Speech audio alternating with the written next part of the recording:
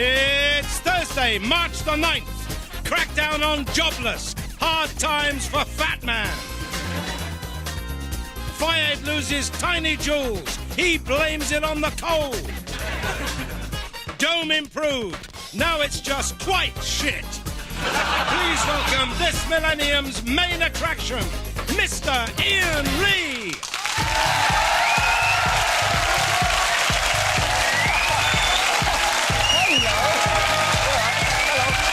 Hello there. Salute you.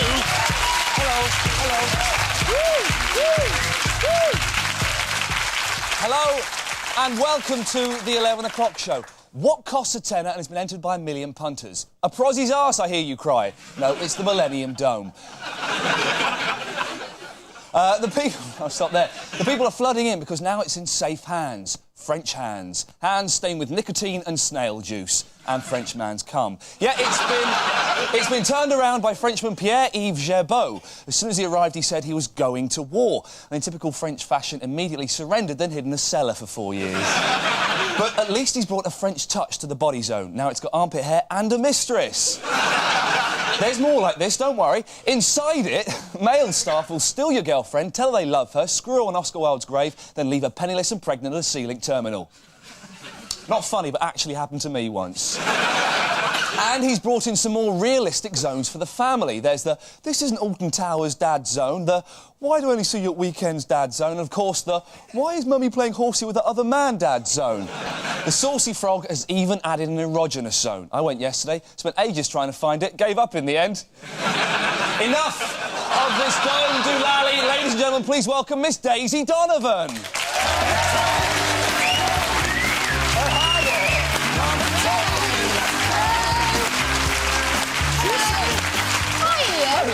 Hello there. Brilliant. Now, who does this Michael Douglas think he is? He's coming over as a UN ambassador to tell us that war is a bad thing.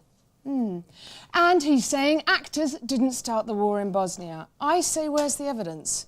And this from a man who plays golf with Catherine Zeta-Jones. Mike, you're wasting valuable shagging time. Thanks very much, Daisy. Another issue cleared up there. Brilliant. Now... Before you ask, here's what's coming up on tonight's show.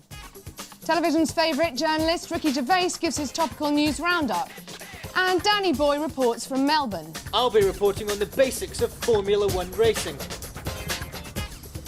And later on, I'll be discussing the topic of rudeness. You twats. But now it's time for the headlines. Today's top stories. Football clubs are to take part in an initiative to teach teenage boys safe sex. The advice will include techniques on dribbling, ball control and diving in the box. A court in Italy has ruled that it is legal to have sex in the back of a car. The decision has been hailed as the spirito di conto.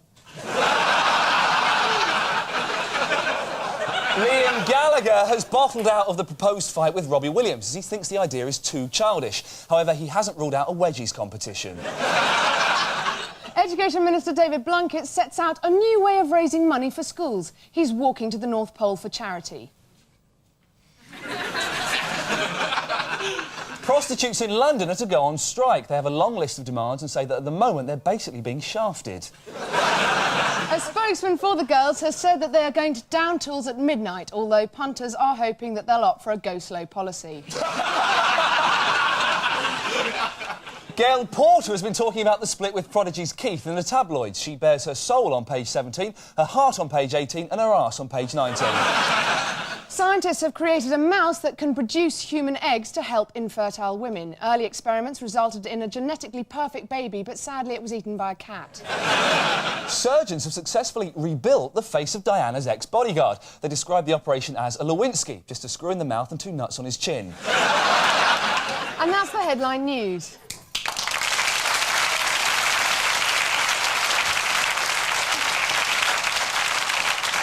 The world's Formula 1 season kicks off in Australia this weekend. Melbourne hasn't seen so many white knuckles, sweaty helmets and horrendous spills since 1994's one-off hardcore edition of Neighbours. Our sports correspondent Danny Boy slid himself into a tight cockpit to present us this report.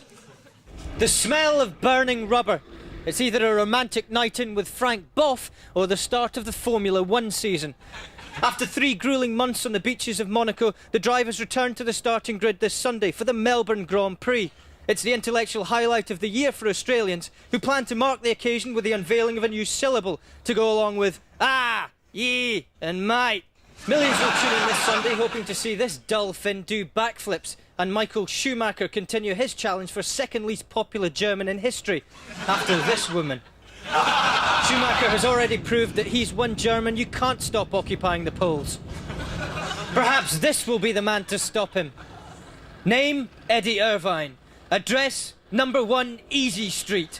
Occupation, lucky bastard. Seeded every girl he's ever met. After things turned sour at Ferrari, Eddie turned down the chance to ride with Jordan, despite the lure of these expensive body parts.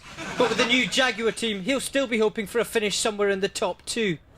This year, racecourse designers have created far more challenging courses. With this particularly windy track at Hockenheim, this dramatic course at Imola, and this rather controversial design at Monza. The former champions Benetton stand little chance of winning anything this year. The best they can hope for is a major fatal pile-up to boost their new advertising campaign. Meanwhile, young British superstar Jenson Button has been warned against the promotion of cigarettes. If he fails to comply, his father will lock him up in a room and make him smoke a whole pack. To the dedicated fan, the Melbourne Grand Prix is more than just a televised headache. But with several teams threatening to cause an upset, this promises to be the closest race outside of Devon. This is Danny Boy for the 11 o'clock show, Melbourne, Australia.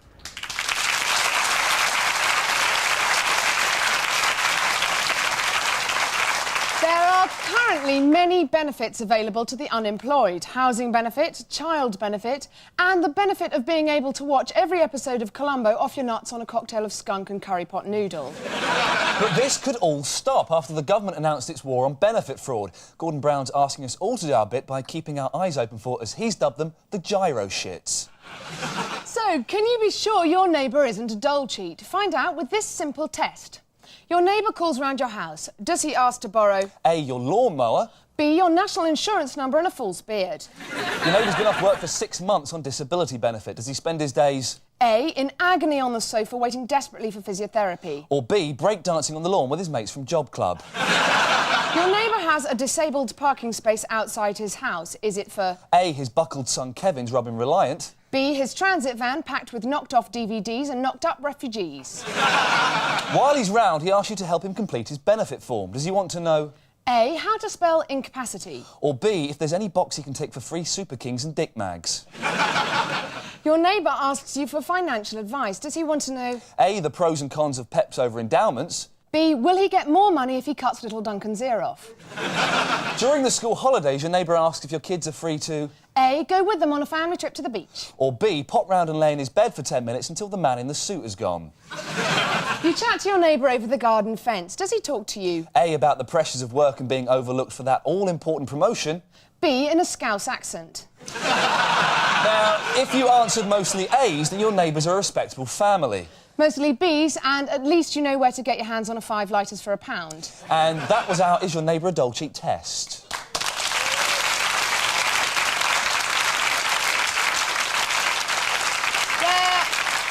There are only 2 good things to have come out of Reading, and our next guest isn't either of them. Please give him a warm welcome, lukewarm, because we can't bring ourselves to. It's Ricky Gervais.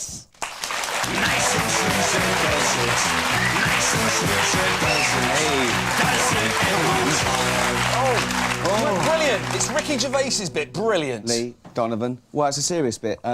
Serious subject. You've seen a lot in the papers, particularly today, about scroungers and beggars and that. And they've been having a go at the Romanian ones that have come over, and they're claiming benefit, and they're doing like a 9 to 5 outside the tube station begging with a baby, right?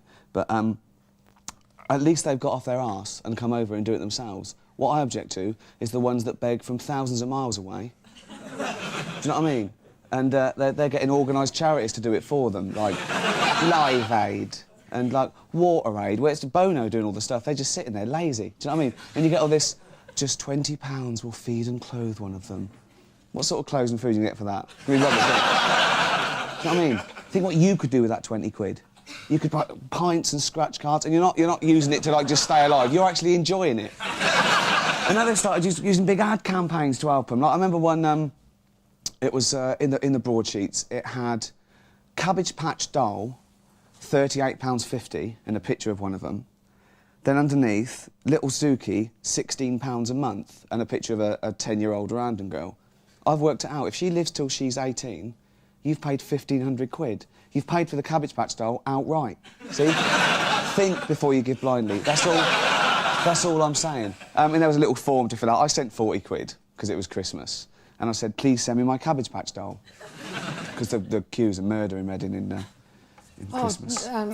Sorry, Rick. So I just wonder, you two haven't been sent a food parcel. Why are they so skinny when you think of the calories in spunk? Stop! Stay there! That's it for part one. Still to come, the Sun's showbiz insider Ali Ross dishes the dirt. But straight after the break, we've got classic clips of dirty pits getting shafted. You don't want to miss it.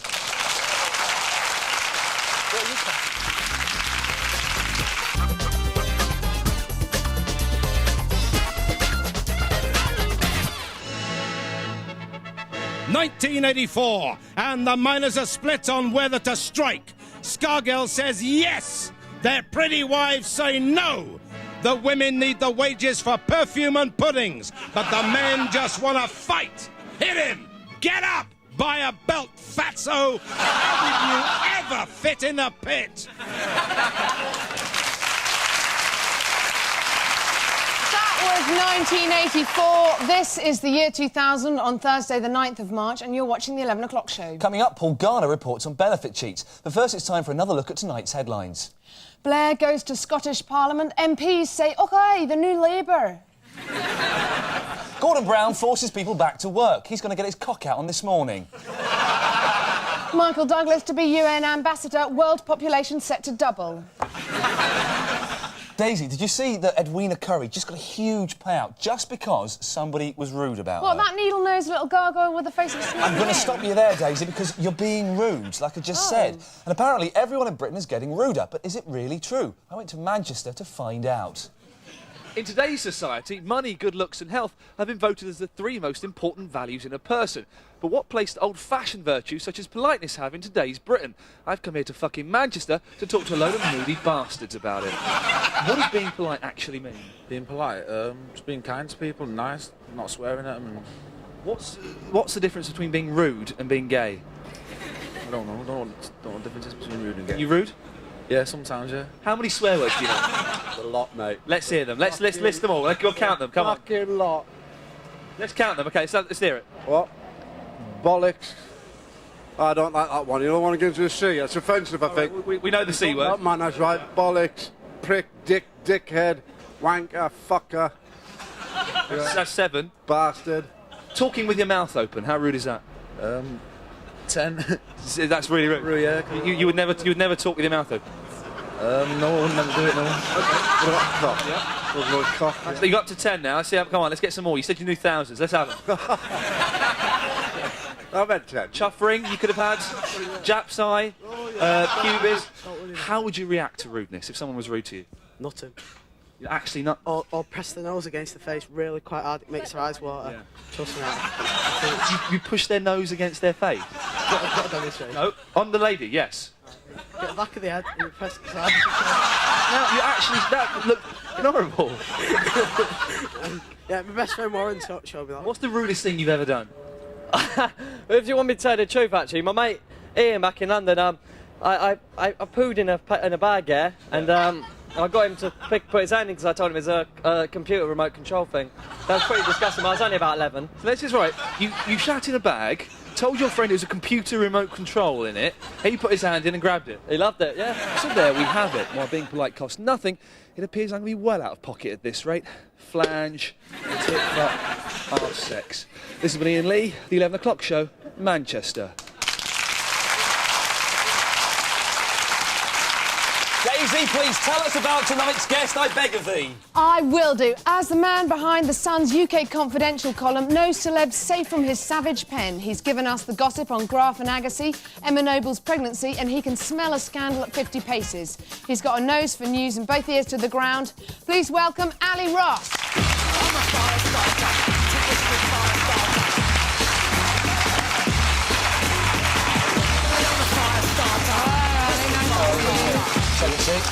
Thanks very much for joining us. Now, you're the king of gossip and celebrity scoops. We want the lowdown on all the showbiz sleaze. Now, Claudia Schiffer and Tim Jeffries look set to marry this summer.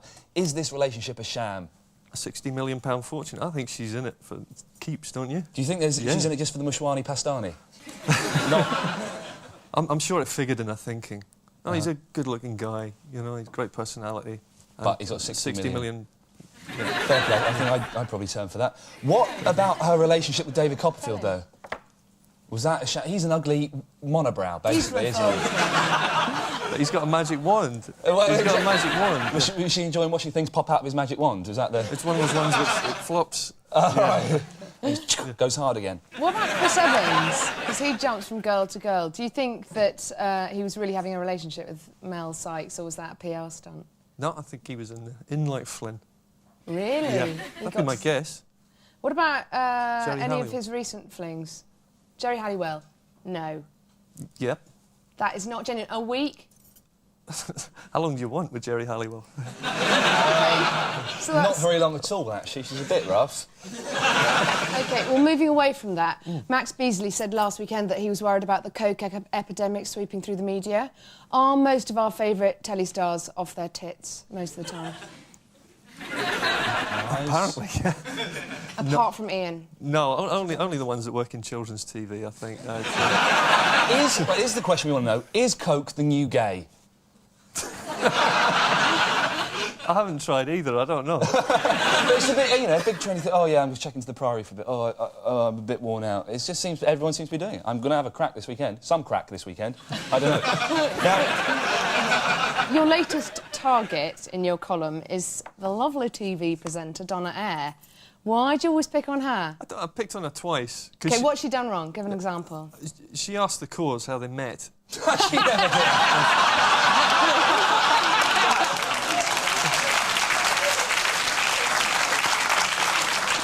Very clever. Yeah. That is brilliant. Tell me I'm wrong picking on her for that. No, fair play. I think she deserves everything she gets for that. Are you collecting anecdotes about her? Does she do it often? Yeah, anyone's got any Donna Eyre anecdotes?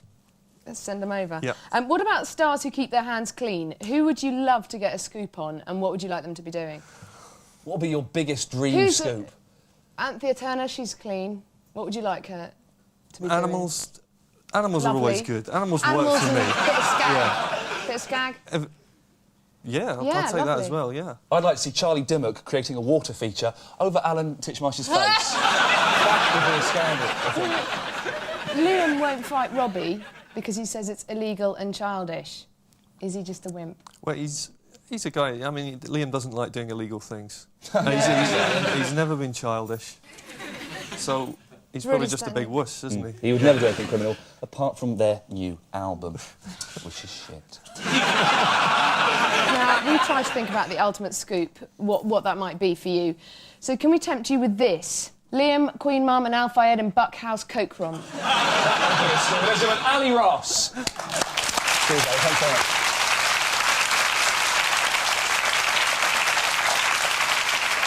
They say there are two sides to every story, but I've read Mr. Greedy 100 times. I couldn't find any hidden subtext at all. But real life is far more complex than a tale of a purple oval eating pies.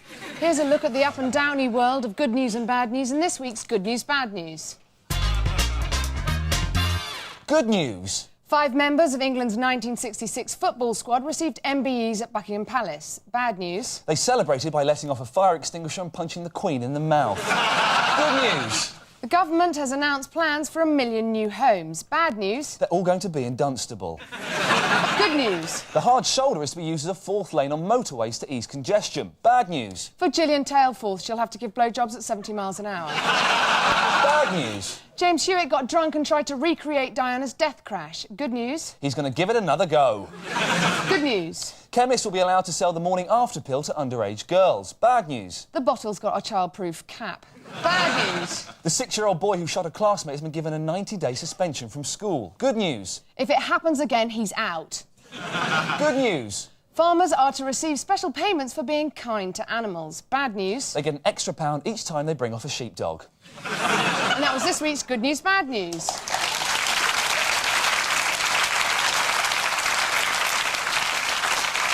Gordon Crown's dramatic crackdown on benefit cheats dominated today's front pages. Here's Paul Garner with a special report. You might recognise some of the faces here. Hey, it's the 11 o'clock show offices here in London. Why am I here? It's the place where I work. That's right, I work for a living. Unlike the millions of people in this country who'd rather cheat the system than get off their fat asses and find a job. I'm talking about the balls on the buttocks of Britannia, the benefits cheats. Well, Cliff and I came down for a few last night, then shared a capo. It was quite a nice night. Excuse me, everybody. Who's having a drink? These ones are on me, all right? Hang on a minute, Bill. Where'd you get all that cash? I thought you were on the dole. Well, I'm on a dole, Paul, but, you know, I do a few jobs here and there for a bit of folding, do you know what I mean? But do us a favour. Keep it yourself, all right? Will I fuck? It's wankers like this that we, the hard-working British middle classes, are paying for to prop up bars across the country. This working-class hero's done about as many honest days' work in his life as a Scouser. And it's people like you and me who end up picking up the bill.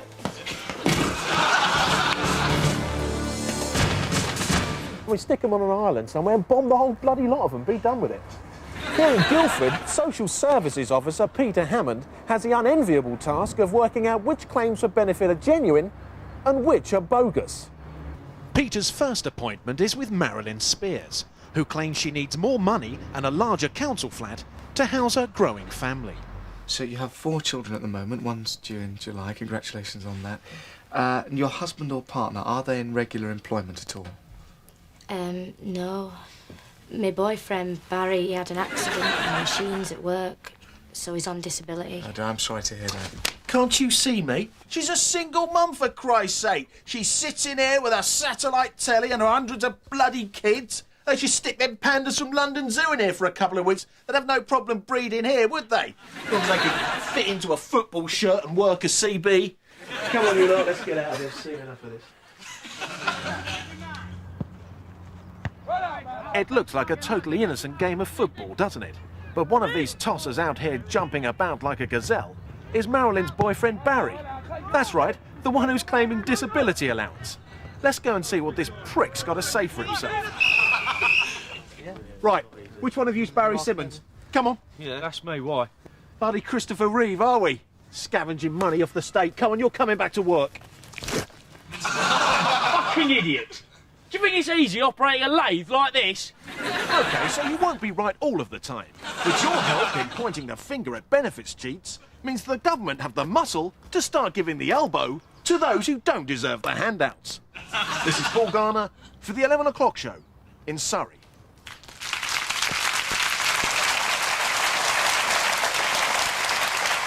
Sorry, mister, but that's nearly all from tonight's show. Before we go, we have exclusive footage revealing the secret recipe of Vanessa Feltz's liquid diet.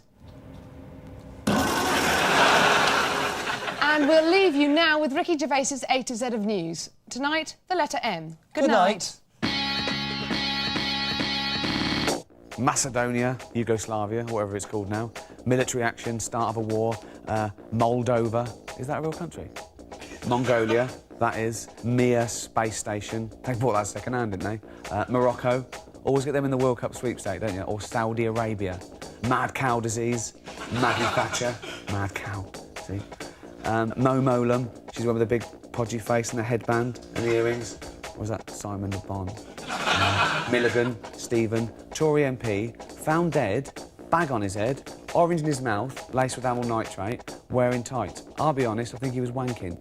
Michael Hutchins, George Michael, Millennium, Mattersons.